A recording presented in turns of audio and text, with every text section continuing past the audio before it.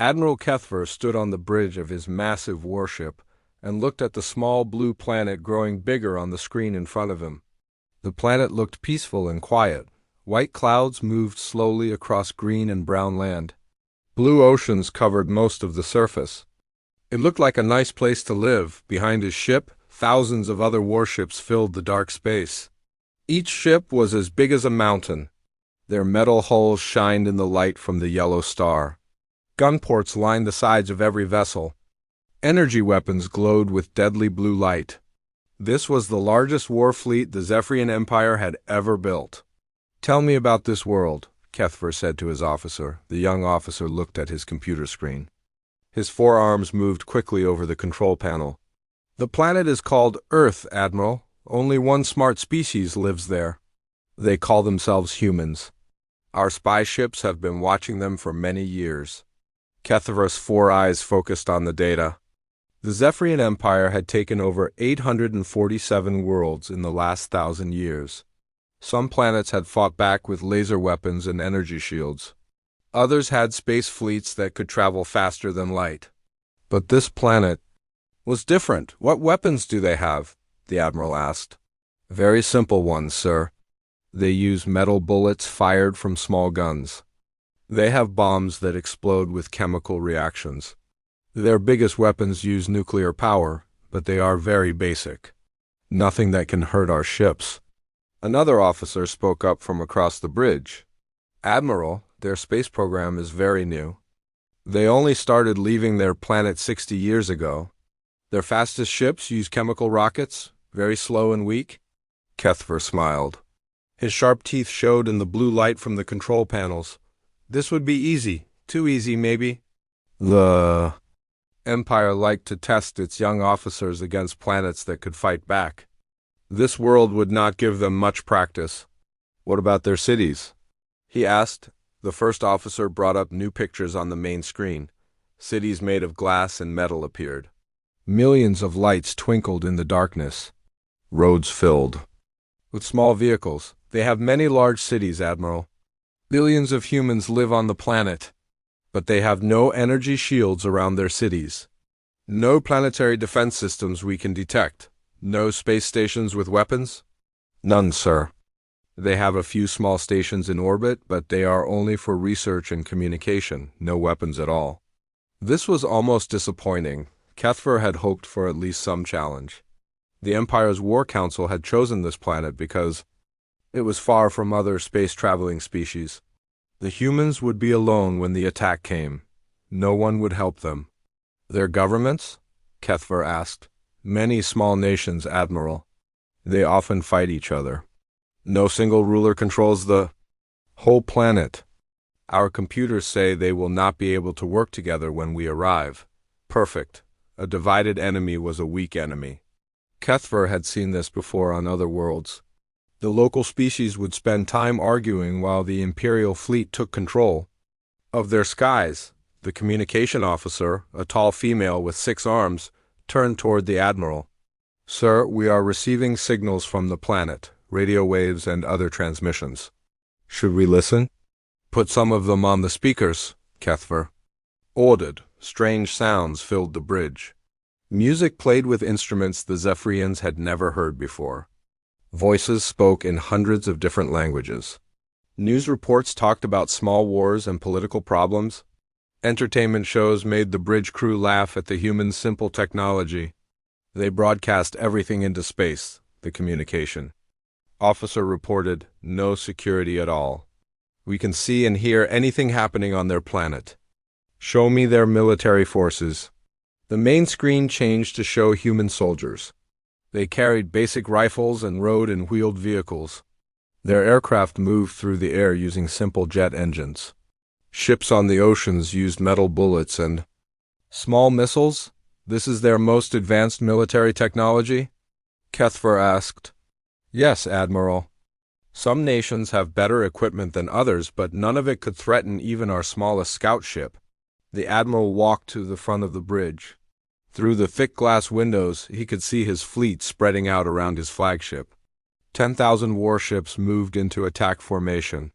Each ship carried enough firepower to destroy a continent. Together, they could turn the entire planet's surface into molten rock in just a few hours. His tactical officer, an old veteran with scars across his blue skin, approached. "Admiral, the fleet is in position. All ship captains report ready for the conquest." Kethver nodded. The plan was simple, like all the best military plans. First, they would show their power by destroying any human space stations and satellites. Then they would send the surrender demand. Most species gave up when they saw the size of the Imperial fleet. Those that did not surrender would face a demonstration of Zephyrian firepower. Usually destroying one empty city was enough to make any planet submit. "Sir," the young officer called out, "we are detecting some unusual readings from the planet." "What kind of readings?" The officer looked confused. "Energy signatures, Admiral. But they are very faint. Probably just their power plants for the cities. Nothing that looks like weapons. Are you sure?" "Yes, sir.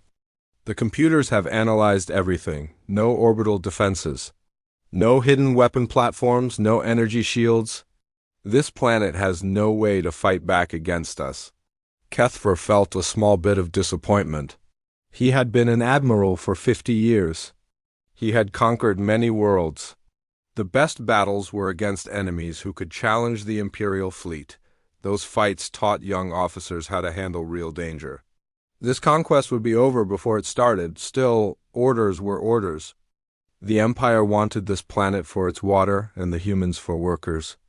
The location was perfect for a new military base. From here, Imperial ships could control several trade routes. "Begin the attack sequence," Kethver commanded. All around the bridge, officers began working at their stations. Computer screens showed the positions of every ship in the fleet. Weapon systems powered up with low humming sounds, and the massive fleet moved closer to the planet. "Admiral," the communication officer said, "we are ready to send the surrender demand." "Send it on all frequencies? Make sure every human on the planet hears it." The message went out instantly. On every radio, television, and computer on Earth, Admiral Kethver's face appeared. The Imperial translation computers changed his words into every human language. Far below on the planet's surface, billions of humans stopped what they were doing to listen. In the cities, people gathered around screens in public places. In small towns, families crowded around their televisions. World leaders met in emergency sessions. Kethver spoke with the confidence of someone who had never lost a battle. "Humans of Earth, I am Admiral Kethver of the Zephyrian Imperial Fleet. Your planet is now surrounded by 10,000 warships. Each ship has enough power to destroy your largest cities." He paused to let the words sink in. This was the moment when most species realized how hopeless their situation was. "You have two choices," he continued. "Surrender now and become part of the Zephyrian Empire. You will live as workers and servants, but you will live. Or fight us and watch your entire species disappear from the universe." The Admiral smiled. His cold smile. "You have 1 hour to decide. Choose wisely." The transmission ended. On the bridge of the flagship, the crew waited for the human response.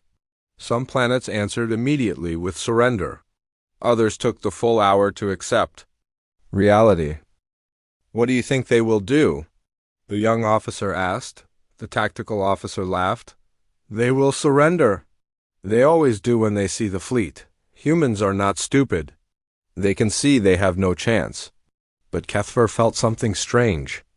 In all his years of conquest, he had learned to trust his instincts. Something about this planet felt different.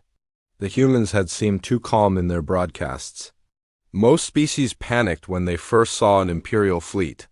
"Keep scanning the planet," he ordered. "I want to know about every energy reading, every signal, every movement."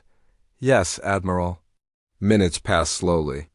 The fleet maintained its position above Earth. Weapon systems stayed powered up and ready.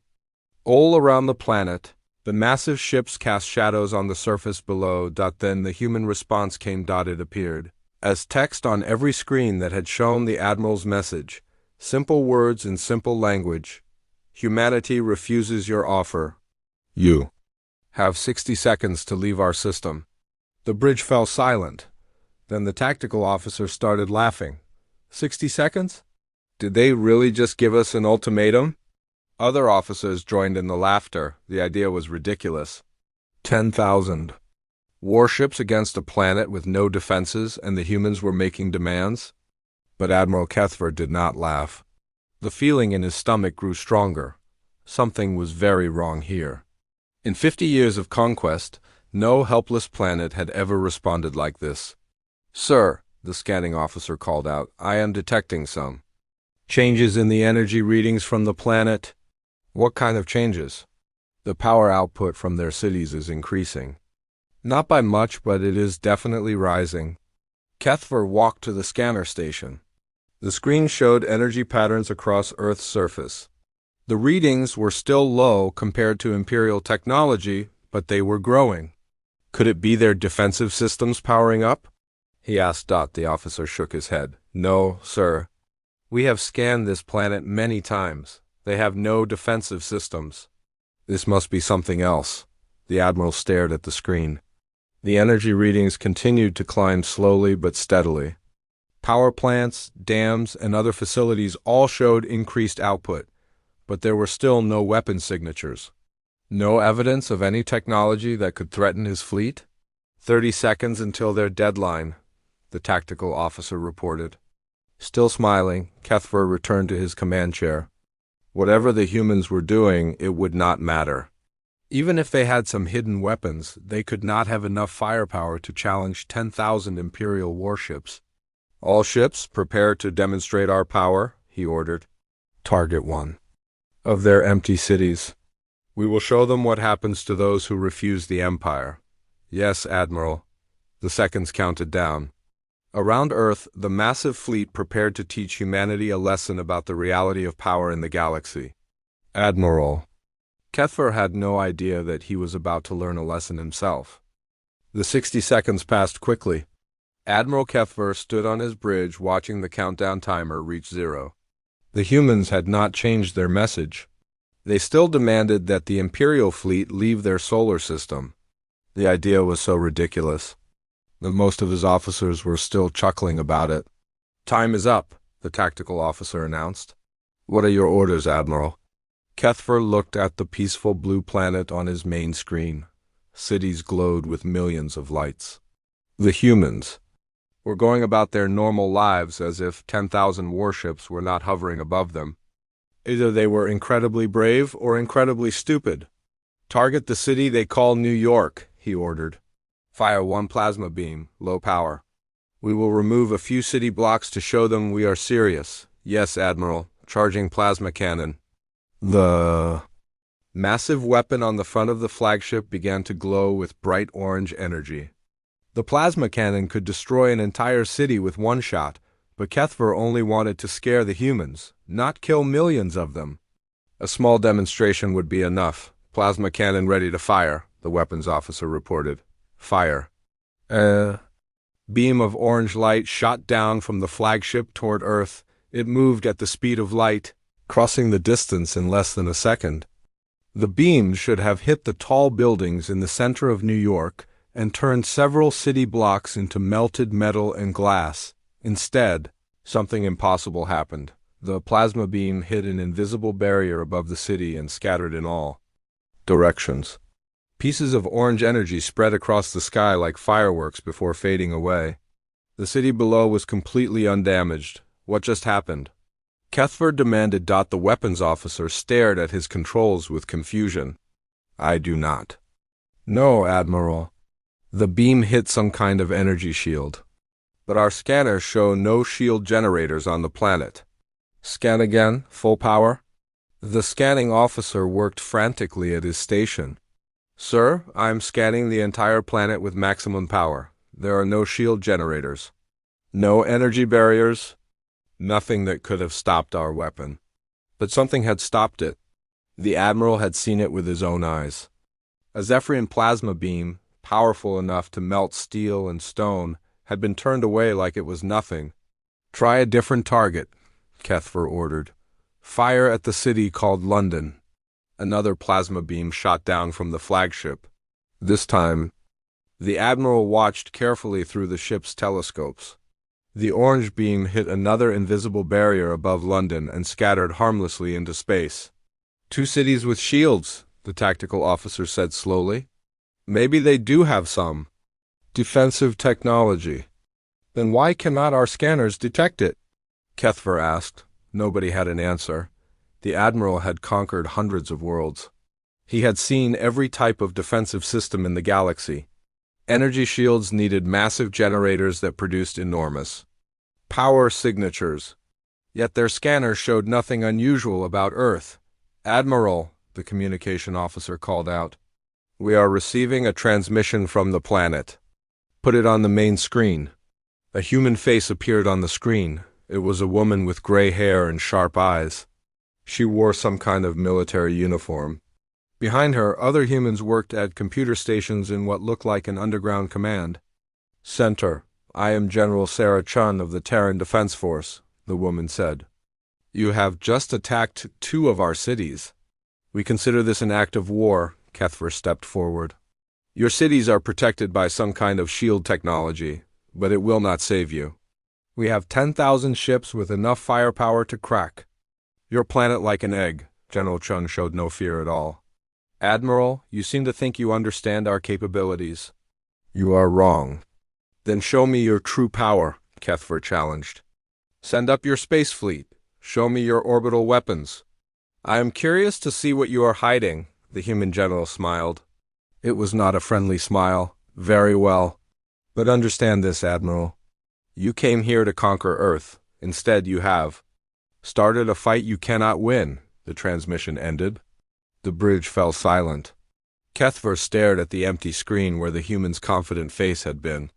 In 50 years of conquest, no species had ever spoken to him like that. "Sir," the scanning officer said nervously, "the energy readings from the planet are increasing again.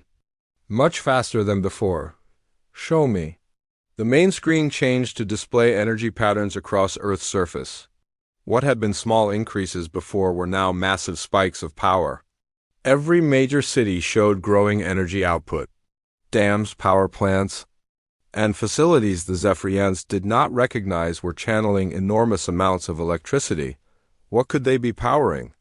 The young officer asked. Before anyone could answer, the space around Earth began to change. Objects that the Zephyrians had dismissed as space junk started to move. Old satellites shifted position. Pieces of debris that had been floating dead in space suddenly showed signs of power. "Admiral," the tactical officer said with growing concern, "those objects are not debris. They are moving under their own power." Kethver watched in amazement as hundreds of objects in Earth's orbit came to life. What had looked like broken satellites and space garbage revealed themselves to be something else entirely. Small lights flickered on across their surfaces. Panels opened to reveal hidden technology inside. "How many objects are active?" he asked. The scanning officer counted quickly. "At least 3,000, sir, maybe more. They were completely powered. Down before, our scanners read them as dead metal." "What are they?" "Unknown, Admiral. But they are all moving into new positions around the planet." Kethver felt a cold chill run through his body. 3,000 hidden objects in orbit. Cities, protected by invisible shields. A human general who showed no fear of the largest war fleet in galactic history. Nothing about this conquest was going according to plan. "Sir," the communication officer reported, "we are receiving signals from those orbital objects. They appear to be talking to each other." "What kind of signals?" "Very advanced quantum communication. Much more sophisticated than we expected from this species." The Admiral walked to the front of his bridge and stared out at the planet below. The blue and green world no longer looked peaceful and helpless.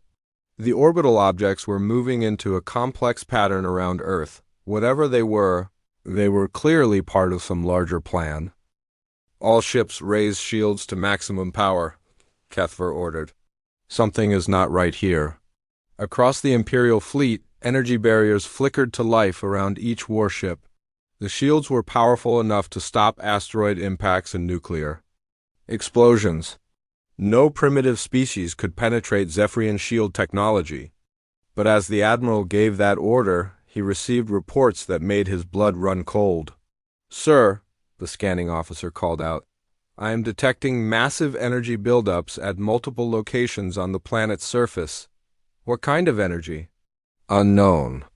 Type, Admiral, but the power levels are enormous.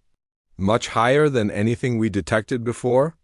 On the main screen, new energy signatures appeared across Earth. Installations that had seemed like ordinary power plants were now producing incredible amounts of energy. Structures hidden underground were coming online with power outputs that rivaled Imperial technology. "How is this possible?" the young officer whispered. Kethver had no answer. According to every intelligence report, Earth was a primitive world with basic technology. Their most advanced weapons were nuclear bombs that were hundreds of years behind Imperial science. Yet the energy readings he was seeing suggested technology that was far more advanced than it should be. "Admiral," the tactical officer said urgently, "the orbital objects are all pointing in our direction now." The Admiral looked up at the tactical display. Every one of the 3,000 objects in Earth's orbit had turned to face the Imperial fleet. They hung in space like a cloud of metal wasps, all focused on the same target. "Are they weapons?" Kethver asked. "I cannot tell, sir. They are too small to carry serious firepower. But there are so many of them." As if responding to his words, panels began opening on the sides of the orbital objects. What emerged made the Admiral's 4 eyes widen in shock. Each object contained advanced technology that looked nothing like the primitive rockets and satellites Earth was supposed to have. "Those are particle accelerators," the science officer gasped. "Quantum level particle accelerators. That is impossible," Kethver said. "This species barely has spaceflight. Sir, I am reading the energy signatures. Those are definitely particle accelerators, very advanced ones." The Admiral felt his confidence cracking like ice in warm water. Particle accelerators were weapons that could punch through almost any armor. The Imperial fleet's shields could stop most energy weapons, but focused particle beams were much more dangerous. "How many particle accelerators are we facing?" he asked. The science officer worked at his computer for several seconds. "At least 3,000, Admiral, 1 in each orbital object. And they are all powered by the energy grid on the planet's surface. 3,000 particle accelerators powered by an entire planet's energy output. Even the Imperial fleet would have trouble with that kind of firepower, but it still seemed impossible. How could a primitive species have built such advanced weapons? "Admiral," the communication officer announced, "we are receiving another transmission from the planet." General Qian's face appeared on the screen. Again, this time she was not alone. Behind her stood other humans in military uniforms. Maps and computer displays showed the positions of both the Imperial fleet and the orbital defense platforms. "Admiral Kethver," she said calmly, "you seem surprised by our defensive capabilities. Let me explain something to you. Humanity has been preparing for this day for a very long time." "Preparing for what day?" Kethver demanded. "The day when aliens would come to conquer our world. You see, Admiral, you are not the first Zephyrian ship to visit Earth." The Admiral felt his stomach drop. "What do you mean?" 63 years ago, one of your scout ships crashed in our desert. We found it, we studied it, we learned from it. We have spent 6 decades preparing for the arrival of your fleet." The bridge of the flagship went completely silent. Every officer stared at the human general's face on the screen. A crashed scout ship? 63 years of preparation? It all began to make terrible sense. "You have been watching us," Kethver said slowly. "Yes, and learning. Your technology is impressive, Admiral, but it is not magic. Once we understood how your ships work, we began building countermeasures." General Chun gestured to someone off-screen. New images appeared showing the inside of massive underground facilities. Humans worked with technology that looked almost Zephyrian in design, but somehow different, improved. Your scout ship taught us about energy shields faster than light, travel, and particle weapons. But we did not just copy your technology, Admiral. We made it better. Kethver stared at the images in growing horror. The humans had not just studied Zephyrian technology. They had advanced it. The orbital weapons platforms were based on Imperial particle accelerator designs, but they were smaller, more efficient, and more powerful than anything in the Zephyrian arsenal. "This is why our scouts never returned," he whispered.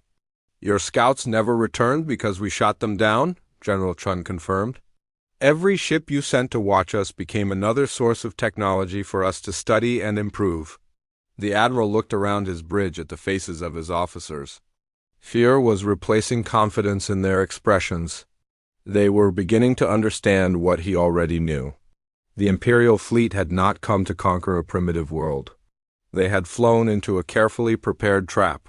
"You have 30 seconds to leave our solar system," General Chun said. "This is your final warning." The transmission ended, leaving the bridge in deadly silence. Outside the ship's windows, 3,000 orbital weapons platforms waited in the darkness of space. On the planet below, massive installations channeled the power of an entire world into those weapons.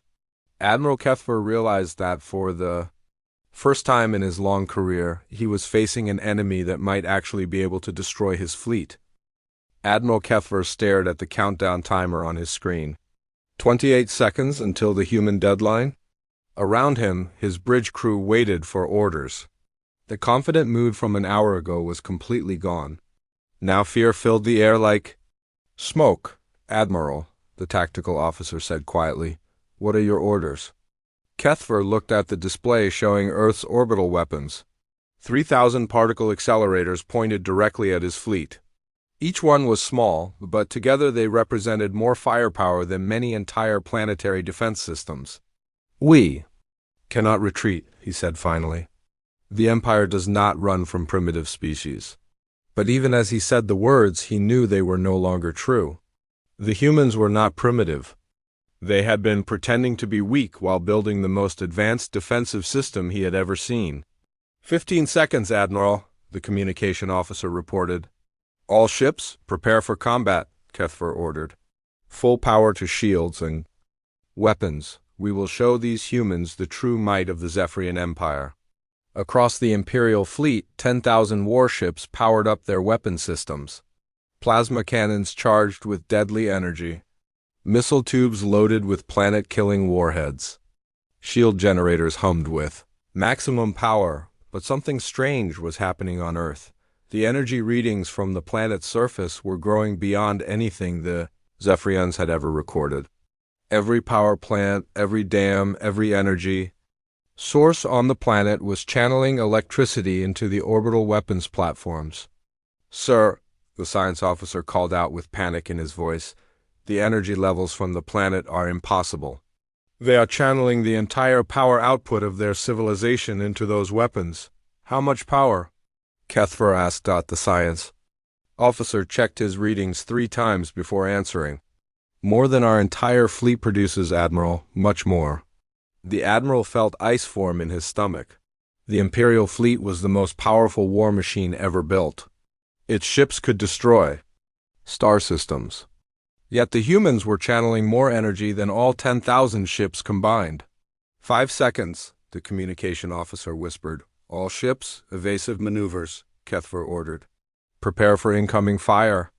But it was already too late. The attack began exactly 30 seconds after General Chun's warning. Every orbital platform around Earth fired at the same moment. 3,000 beams of pure energy lanced out into space, moving at nearly the speed of light. The beams were not like normal particle weapons. These were quantum-enhanced accelerator beams that could punch through almost any material. The humans had taken Zephyrian technology and made it 10 times more powerful. The first wave of beams hit the outer ring of Imperial ships before they could react. The Zephyrian shields, designed to stop conventional weapons, were useless against the quantum-enhanced particles. The beams passed through the energy barriers like they were made of paper. 500 Imperial warships simply vanished. One moment they were there, the next moment they were expanding clouds of glowing gas. The humans had destroyed 1,000 mountain-sized warships in less than 2 seconds. Impossible. Kethver shouted, "Return fire! All ships, return fire!" The remaining ships of the Imperial fleet began shooting back. Thousands of plasma beams and missiles streaked toward Earth, but something incredible happened. Every single shot was stopped by the invisible shield system protecting the planet. "Our weapons are having no effect," the tactical officer reported. "Their planetary shields are absorbing everything we fire at them." Meanwhile, the orbital platforms were already charging for a second attack. The energy readings from Earth's surface spiked even higher. Somehow, the humans were increasing their power output beyond what should have been physically possible. "Admiral," the scanning officer called out, "I am detecting energy sources we missed before. There are massive installations underground all over the planet. Fusion reactors, antimatter generators, things our computers cannot identify. How did we miss them? They were completely powered down during our initial scans. Now they are all coming online at once?" Kethver watched in horror. As Earth revealed its true nature, what had seemed like a peaceful world with simple technology was actually a fortress planet. Underground installations across every continent were channeling incredible amounts of power to the orbital defense grid. The second wave of attacks came from the surface itself. Structures that had looked like radio telescopes and communication arrays revealed their true purpose. They were massive energy cannons, each one the size of a city block. 24 enormous beams shot up from Earth's surface. These were even more powerful than the orbital weapons. They moved in perfect coordination, striking different sections of the Imperial fleet with devastating accuracy. More ships died. The proud warships of the Zephyrian Empire exploded like fireworks against the black of space. Each beam could destroy multiple ships with a single shot. "Shields are useless," the tactical officer reported. "Their weapons are passing right through our defenses." "Then we run," Kethver decided. "All ships, retreat to jump distance. We will call for reinforcements." But as the Imperial fleet tried to pull back, they discovered another terrible truth. The orbital platforms were not just weapons. They were also equipped with gravity manipulation technology. "Admiral," the navigation officer called out in panic, "we cannot retreat. Something is holding us in place." "What do you mean?" "The orbital platforms are generating localized gravity fields. Our ships cannot reach escape velocity." Kethver stared at the tactical display in growing horror. The humans had trapped his entire fleet in Earth's gravity well. 10,000 ships, the pride of the Zephyrian Empire, were caught like fish in a net. The third wave of attacks came from an unexpected source. Space around Earth was filled with what the Zephyrians had thought was debris and old satellites. Now, these objects revealed their true nature as well. They were not individual weapons platforms. They were parts of a massive distributed weapons system, each piece connected to the others through quantum entanglement, allowing them to coordinate their attacks with perfect timing. 1,000 smaller beams lanced out from these hidden weapons. They were not as powerful as the main orbital platforms, but there were so many of them that they created a web of deadly energy around the Imperial fleet, ships that tried to dodge. The main beams ran into the smaller ones. Ships that avoided the smaller beams were hit by the surface cannons. There was nowhere to run and nowhere to hide. "How are they coordinating all of this?" the communication officer asked. The answer came from the science officer. "Quantum communication network, sir. Every weapon platform is connected to every other platform. They are fighting as a single unit." Kethver had never seen anything like it. Individual weapon systems were dangerous. Coordinated defense grids were more dangerous. But this was something entirely new. The humans had turned their entire planet and orbital space into one giant weapon. "Admiral," the tactical officer reported, "we have lost 2,000 ships. Our formation is breaking apart. 2,000 ships destroyed in less than 4 minutes. The humans were killing Imperial warships faster than Kethver could count them. At this rate, his entire fleet would be gone in less than 10 minutes. "Sir," The scanning officer called out, "I am detecting new contacts. More objects are powering up around the planet. More weapons?" "I think so, sir. They were hidden on asteroids and small moons, hundreds of them." The Admiral looked at his tactical display with growing despair. Every few seconds, new weapon signatures appeared on the screen. The humans had hidden defensive platforms everywhere in their solar system. On moons, on asteroids, even on comets that passed through the area. "This is not a planetary defense system," he whispered. "This is a fortress star system." The fourth wave of attacks came from these hidden platforms. Beams of energy crossed space from every direction. The Imperial fleet was surrounded by weapons they had never seen and could not detect until it was too late. "Admiral," his communication officer said urgently, "we are receiving a transmission from Earth." General Chun appeared on the screen again. Behind her, humans worked calmly at their control stations. No panic, no fear. They were fighting the largest space battle in galactic history like it was a training exercise. "Admiral Kethfer," she sighed, "your fleet is trapped. Your shields are useless against our weapons. Your ships are being destroyed faster than you can count them." "You cannot defeat the entire Imperial fleet," Kethfer said, but his voice shook with doubt. "We already are defeating it," General Chun replied. "In the past 5 minutes, you have lost 3,000 ships. At this rate, your entire fleet will be destroyed in exactly 4 more minutes." The Admiral looked at his battle display. She was right. The numbers did not lie. The humans were winning. How? He asked, "How did a primitive species build weapons?" "Like this?" "We told you, Admiral. We have been preparing for 63 years. Every piece of Zephyrian technology that crashed on our world was studied, improved, and built into our defense grid." General Chun gestured to her displays. "Your particle weapons became our particle accelerators. Your shield technology became our planetary barriers. Your gravity manipulation systems became our orbital control network." "But we are the most advanced species in the galaxy," Kethfer protested.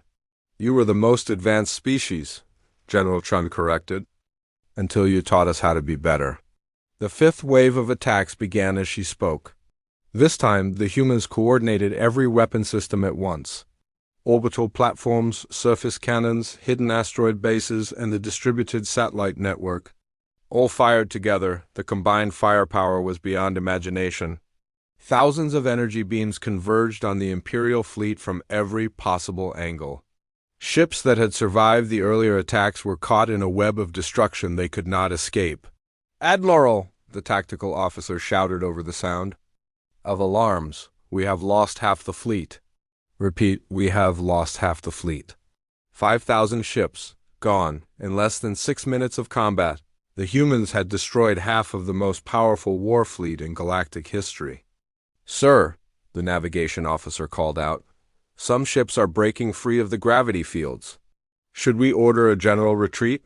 Kethfer looked at the tactical display. The ships that were escaping were the ones furthest from Earth. They might be able to reach jump distance and escape to warn the Empire about what they had found here, but that would mean abandoning the rest of the fleet. It would mean admitting that the Zephyrian Empire had been defeated by a species they thought was primitive. "Admiral," General Chun said from the screen, "you have one chance to save the rest of your ships. Order them to surrender immediately." "The Zephyrian Empire does not surrender," Kethfer replied. "Then the Zephyrian Empire dies here today," General Chun said simply, as if to prove her point. Another wave of coordinated fire swept through the Imperial fleet. More ships exploded in brilliant flashes of light. The proud warships that had conquered hundreds of worlds were being destroyed like toys by an enemy they had completely underestimated. "Admiral." Kethfer watched his fleet dying around him and realized that General Chun was right. The Zephyrian Empire was about to suffer its first total defeat, and it was happening in less than 10 minutes against a species they had thought was helpless. Admiral Kethfer watched another 100 ships disappear from his tactical display. The humans were destroying his fleet so fast that the computer could barely keep count. Red warning lights flashed across every surface of his bridge. "Alarms! screamed from a dozen different systems. 6,000 ships lost, the tactical officer reported. His voice was hollow with shock. Admiral, we have never seen destruction like this. How much time has passed? Kethver asked. 7 minutes since. The attack began, sir? 7 minutes. In 7 minutes, the humans had destroyed more Imperial ships than the Empire had lost in the past 100 years of conquest. The proud Zephyrian war machine was being torn apart like paper in a storm. Sir, the communication officer called. Out. Captain Veltar of the destroyer Bloodstrike is requesting permission to surrender his ship. Denied, Kethver said immediately. No Zephyrian ship surrenders. But even as he gave the order, he watched 3 more destroyers explode on his screen. The humans were targeting the smaller ships first, working their way up to the larger vessels. It was a systematic destruction designed to cause maximum fear among the surviving crews. Admiral, the science officer said urgently, I am reading massive energy buildups from the planet's surface again. Much larger than before. What kind of energy buildups? Unknown type, sir. But the power levels are beyond anything we have recorded. They are channeling energy from sources I cannot identify. On the main screen, new energy signatures appeared. Across Earth's surface, massive installations that had been hidden underground were coming online. The power readings were so high that the ship's computers kept recalculating the numbers, unable to believe their own measurements. How is this possible? The young officer whispered. Where are they getting all this energy? The answer came from an unexpected source. The communication officer had been monitoring human broadcasts during the battle. Sir, I think I know. They are using their star. What do you mean? The humans have built collectors in space that gather energy directly from their sun. Massive. Orbital arrays that we missed because they looked like scientific equipment. Admiral Kethver felt his last hope crumble. The humans were not just using their planet's energy. They were drawing power directly from their star. No wonder their weapons seemed to have unlimited energy. Admiral, the tactical officer shouted, massive energy spike from the planet. All surface installations are charging simultaneously. On the tactical display, every human weapon system began glowing with increasing power. The orbital platforms, the surface cannons, the hidden asteroid bases, even the small satellite network. All of them were drawing energy from the solar collectors and the planet's power grid. All ships, emergency evasive maneuvers, Kethver ordered. Maximum power to engines, but it was useless. The gravity fields generated by the orbital platforms kept most of his ships trapped in place. Only the vessels on the outer edge of the formation could move freely, and there were not many of those left. The 6th wave of attacks began with a sound like thunder in space. Every human weapon fired at once, creating the most concentrated display of firepower anyone had ever witnessed. Thousands of energy beams crossed the darkness between Earth and the Imperial fleet. This time, the humans were not just trying to destroy ships, they were sending a message. The beams converged on the largest vessels in the fleet. The heavy battleships and carriers that formed the backbone of Imperial power, the flagship Eternal Glory, a ship larger than most cities, took 17 direct hits in 3 seconds. Its massive shields collapsed like soap bubbles. Its thick armor plating melted like ice. The proud vessel that had conquered 40 worlds exploded in a ball of fire that could be seen from Earth's surface. The Eternal Glory is gone, the communication officer reported in disbelief. Admiral Merkin and his entire crew are dead. Kethver had known Admiral Merkin for 30 years. They had fought together in the conquest of the Altarian system. Now his friend was nothing but glowing gas expanding into space. Sir, the tactical officer said quietly, we have lost 7,000 ships. More than 2/3 of the fleet is gone. 2/3 of the fleet. Destroyed in 8 minutes. The remaining ships were scattered and demoralized. Many captains were sending private messages begging for permission to retreat or surrender.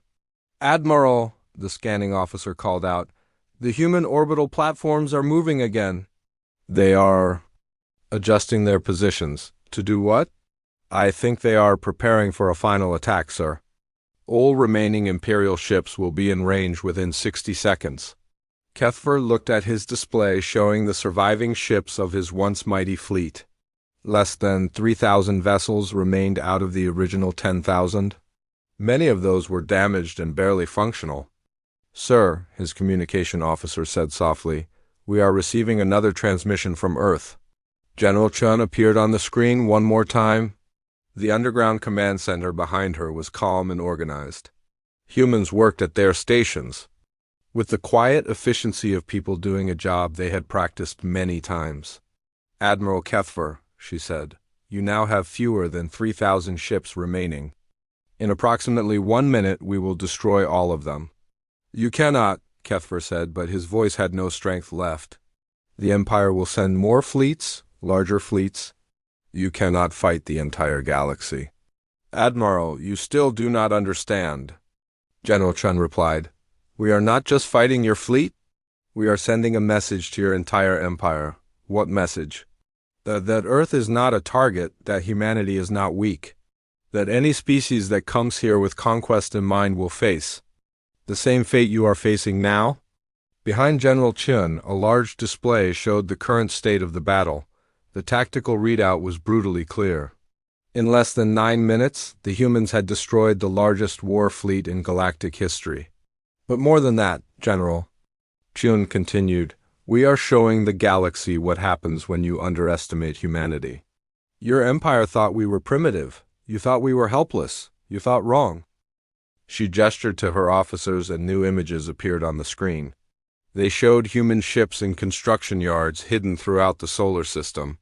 Advanced vessels that combined human engineering with improved Zephyrian technology. While you were preparing to conquer us, we were preparing to defend ourselves. And now we are preparing to do more than that. Admiral Kethver stared at the images in growing horror. The humans had not just built defensive weapons. They had built a space fleet. Ships that looked like they could match Imperial technology. How many ships? He asked. Enough, General Chun replied. Admiral, your empire has ruled the galaxy through fear and superior technology. But technology can be learned, it can be improved. And fear works both ways. The final attack began as she finished speaking. Every weapon system around Earth fired simultaneously one last time. But this attack was different from the others. Instead of spreading their fire across multiple targets, the humans focused everything on the remaining Imperial ships. 3,000 energy beams converged from every direction. The orbital platforms, the surface cannons, the asteroid bases, the satellite network, even weapons hidden on the moons of other planets in the system, all of them fired at once. The remaining Imperial ships had no chance. The concentrated firepower was beyond imagination. Ships that had survived 8 minutes of constant attack were vaporized in seconds. Admiral Kethver watched his tactical display as ship after ship disappeared. The names of vessels he had served on, captains he had trained, crews he had fought. Beside, all of them gone in flashes of light. Sir, the navigation officer called out, our engines are failing. We cannot maintain orbit. The flagship Dominator's Edge was dying around him. Multiple hull breaches vented atmosphere into space. The artificial gravity was failing, making everyone float near the ceiling. Emergency lighting cast strange shadows across the smoke-filled bridge. Admiral, the communication officer said. Captain Zekalon of the cruiser Star Hunter reports that his ship is breaking apart. He is requesting permission to ram the planet. Denied, Kethver said automatically. All ships will fight until the end. But there were not many ships left to fight. The tactical display showed fewer than 500 vessels remaining, and most of those were crippled and drifting. Sir, the tactical officer reported, the humans have stopped firing. Admiral Kethver looked at the main screen. Earth hung before them, blue and green and beautiful. The orbital platforms were still active, but their weapons were no longer charging. The surface cannons had powered down. For the first time in 10 minutes, space around Earth was quiet. Why did they stop? He asked. The answer came immediately. General Qian's face appeared on the screen again. Admiral, you have approximately 400 ships left. Most of them are too damaged to fight or retreat. Then finish us, Kethfer said bitterly. No, General Chun replied. We want some of you to survive? Why? Because you need to go back to your empire and tell them what happened here. You need to tell them that Earth is defended, that humanity is not helpless, that any fleet that comes here will meet the same fate as yours. Admiral Keffer stared at her in confusion. You are letting us go? Some of you. The ships that can still travel, we want you to carry a message back to your leaders. What message? General Chun leaned forward and her voice became hard as steel. That the age of easy conquest is over. That there are species in this galaxy who will not bow down to the Zephyrian Empire. That humanity has announced itself to the stars and we are not going away. The Admiral looked around his ruined bridge. His officers were wounded and exhausted. His fleet was destroyed. His career was over. But General Chun was right. Someone had to survive to tell the Empire what had happened here. The gravity fields around your surviving ships are being released, General Chun continued. Those vessels that can still fly are free to leave, but understand this, Admiral. If you ever return to this system with hostile intent, you will not be shown mercy a second time. On the tactical display, Kethfer watched as the human orbital platforms moved aside, creating a clear path away from Earth. The gravity fields that had trapped his fleet were slowly fading. Sir, the navigation officer reported, we have engine. Power, we can reach jump distance. Admiral Kethfer took one last look at the blue planet that had destroyed his fleet and broken his career. 10,000 ships had come here to conquer a primitive world. Less than 400 would return home. All surviving ships? He transmitted across the fleet communication network. Retreat to jump distance, we are going home. As the battered remnants of the Imperial fleet limped away from Earth, Admiral Kethfer began composing the report he would have to give to the Emperor. How could he explain that the most powerful war fleet in galactic history had been destroyed in 10 minutes? By a species they thought was helpless?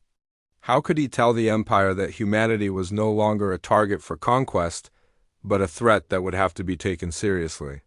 How could he admit that the Zephyrian Empire had just suffered its first total defeat? Behind them, Earth grew. Smaller on the screen, but the memory of what had happened here would stay with every surviving crew member for the rest of their lives. They had witnessed the birth of a new power in the galaxy, a power that would change everything. The damaged Imperial flagship Dominator's Edge limped through space toward the jump point. Behind it, 387 other ships followed in a ragged formation. They were all that remained of the greatest war fleet the galaxy had ever seen. Admiral Kethfer sat in his command chair and stared at the stars ahead. His bridge was a ruin of broken computers and sparking wires. Half his crew was dead or wounded. The other half moved like ghosts, their faces showing the shock of total defeat. Admiral, his communication officer said quietly, we are receiving the final transmission from Earth. Put it on screen. General Chun appeared one last time. The human command center behind her was still calm and organized. It looked like the command center of winners. Admiral Kethfer, she began, before you leave our system, there is something else you need to know. What? Kethfer asked tiredly. Earth is not alone, we have allies now. Other species that your empire tried to conquer. Other worlds that survived your attacks and learned from them. New images appeared on the screen. Star maps showing systems throughout the galaxy. Dozens of worlds marked with symbols Kethfer did not recognize. The Altarian Resistance, the Kellian Freedom Fighters. The survivors from Nexus Prime, all of them have been working with us for decades, sharing technology, planning defenses, preparing for the day when the Empire would finally be stopped. Admiral Kethfer felt his blood turn cold. The Empire had conquered those worlds years ago. The resistance movements had been crushed, or so they had thought. You see, Admiral, humanity did not just learn from your crashed scout ships. We learned from every species your empire attacked. We combined their knowledge with ours. We made something new, something better. General Chun gestured to her displays. The weapon systems that destroyed your fleet were not just human technology. They were the combined efforts of dozens of species working together against a common enemy. That is impossible, Kethver said. Those species hate each other. They could never work together. They all hate the Zephyrian Empire more than they hate each other, General Chun replied. You gave them a reason to unite, Admiral. You taught them that they had to work together or be destroyed one by one? The Admiral stared at the star maps showing the allied worlds. If what the human was saying was true, then the Empire faced a threat unlike anything in its history. Not just one defended world, but an alliance of species working together. How many worlds are in this alliance? He asked. Enough, General Chun answered. And more join us every day. Every world your empire attacks now knows that there is an alternative to conquest or destruction. They know they can fight back. She leaned forward and her eyes were hard. As steel, Admiral, your empire has ruled through fear for 1,000 years. But fear only works when people believe they have no choice. Now they know they do have a choice. What choice? They can fight back, they can win, they can be free. The transmission ended, leaving the bridge in silence. Admiral Kethver stared. At the empty screen where the human general's confident face had been, everything was different now. The galaxy would never be the same. Sir, the navigation officer reported, we are approaching the jump point. Jump when ready, Kethver ordered. The stars stretched and twisted as the surviving ships entered hyperspace. They were heading home to the Zephyrian core worlds. Home to report the greatest military disaster in Imperial history. The journey took 6 days. 6 days for Admiral Kethver to write his report. 6 days to try to explain how 10,000 ships had been destroyed in less than 11 minutes. 6 days to prepare for the end of his career and possibly his life. When the fleet emerged from hyperspace near the Imperial capital world of Zephyr Prime, they were met by a reception committee of 20 battleships. The Empire had been expecting them to return victorious with news of another conquest. Instead, they found a broken fleet carrying news of defeat. Imperial Fleet Dominator's Edge. This is Admiral Morduck of Home Defense Command. Report your status. Immediately. Kethver looked around his ruined bridge one more time. Admiral Morduck, this is Admiral Kethver. The Earth conquest mission has failed. I am requesting immediate audience with the Emperor. Silence filled the communication channel. For long seconds. Then Admiral Morduck's voice returned, filled with disbelief. Did you say the mission failed? The mission failed completely. The target species destroyed 96% of our fleet. I need to speak with the Emperor immediately. Admiral Kethver, you are ordered to proceed directly to the Imperial Palace. Do not communicate with anyone else until you have reported to the Emperor personally. The surviving ships were escorted to Zephyr Prime under heavy guard. News of the disaster was kept secret, but rumors spread quickly through the capital. Fleet of 10,000 ships had left 6 months ago. Less than 400 had returned. Emperor Velgoth sat on his crystal throne in the center of the Imperial Palace. He was ancient even by Zephyrian standards, having ruled the Empire for 300 years.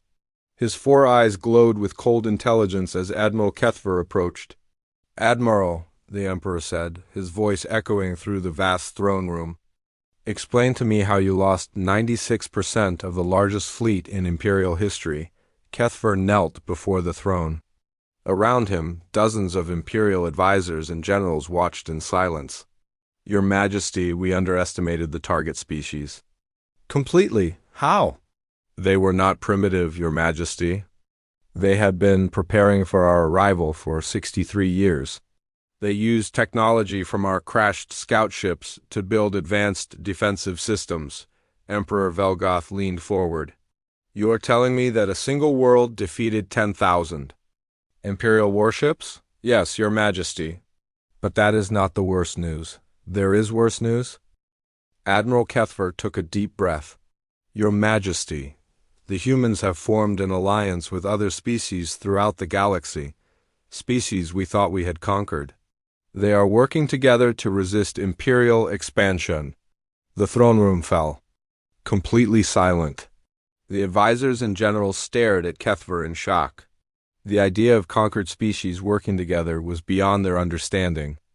"Name these species," the Emperor commanded. "The Altarians, Your Majesty, the Kellians, the survivors from Nexus Prime, dozens of others. They have been secretly building weapons and sharing technology for decades." Emperor Velgoth stood up from his throne. His ancient frame towered over the kneeling admiral. "Are you telling me that there is a rebellion spanning multiple star systems?" "Not a rebellion, Your Majesty, an alliance. They call themselves the Coalition of Free Worlds." "How many worlds are in this coalition?" "I do not know, Your Majesty." But the human general indicated that more join them every day.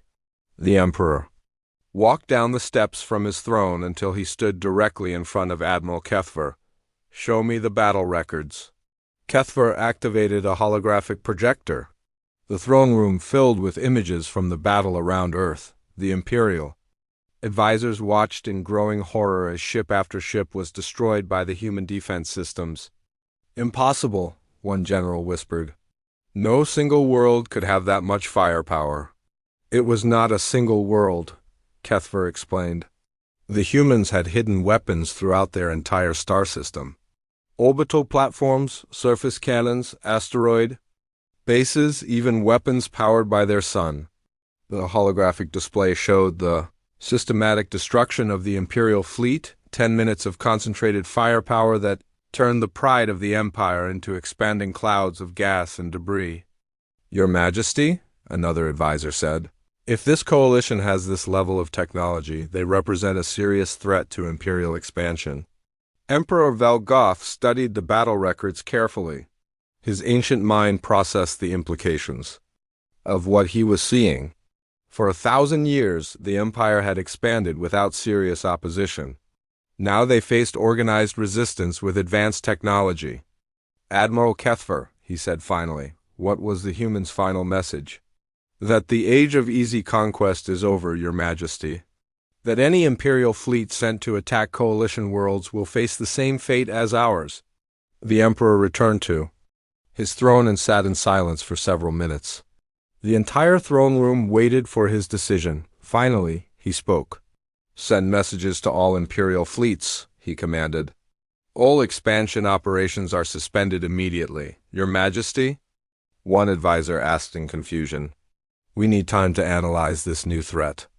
If this coalition has the technology to destroy a fleet of 10,000 ships, we cannot continue expansion until we understand their full capabilities."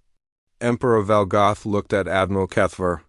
"Admiral, you will work with Imperial intelligence to prepare detailed reports on everything you observed at Earth, weapon specifications, tactical capabilities, alliance structure, everything." "Yes, Your Majesty." "And Admiral," the Emperor added, "you will also prepare contingency plans for defending our core worlds.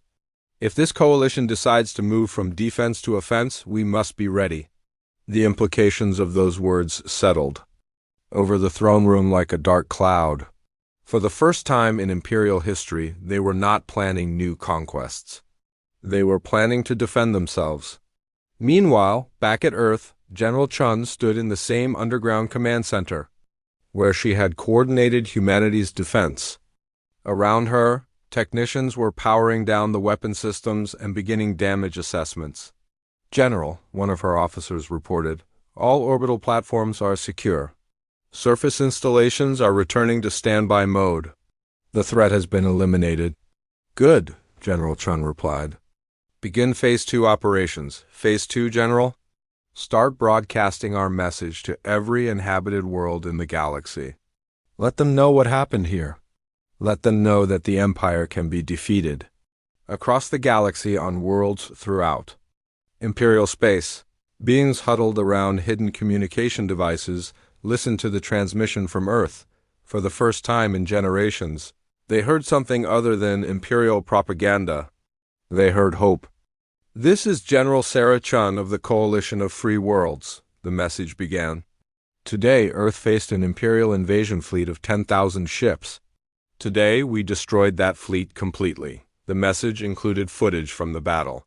Images of Imperial warships being torn apart by coordinated defensive fire.